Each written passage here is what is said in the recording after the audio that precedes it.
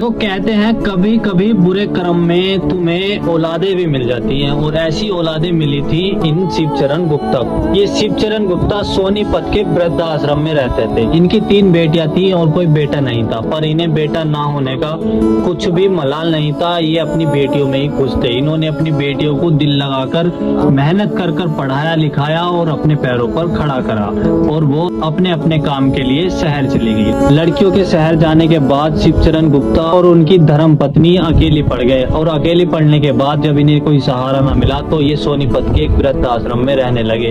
और ऐसा व्यक्ति जिसका एक महाराष्ट्र में अच्छा खासा कपड़ों का व्यापार था, वो व्यक्ति शिवचरण गुप्ता एक वृद्ध आश्रम में रहने को मजबूर हो गया। कुछ साल पहले इनकी धर्म पत्नी ने इनका साथ छोड़कर चली गई वृद्ध आश्रम में।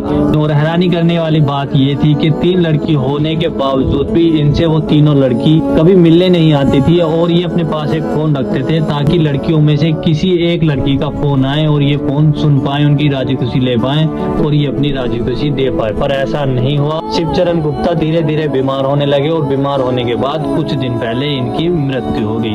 और मृत्यु होने के बाद जैसे इनकी लड़कियों को पता चला कि हाँ हमारे पिताजी दुनिया में नहीं रहे, तो उनमें से बड़ी लड़की क्या करती है, वीडियो कॉल कर कर अपने पिता का अंतिम संस्कार देखती है, और तो और 5100 रुपए भी देती है, और कहती है कि मेरे पिता का अंतिम संस्कार अच्छे से हो जाना चाहिए। और पहले तो ये कहती है कि मेरे पिता की अस्थियां संभाल कर रखना, उनका विसर्जन करूंगी, और फिर ही थोड़ी देर बाद कहती है कि मेरे पिता की अस्थियों को गंगा में सिला देना, क्योंकि हमारा आने का टाइम नहीं लगेगा। ऐसे बच्चे ना हो तो ही अच्छा है, जिन्होंने अपनी जान अपनी बेटियों को पढ़ाने लिखाने में लगा दी।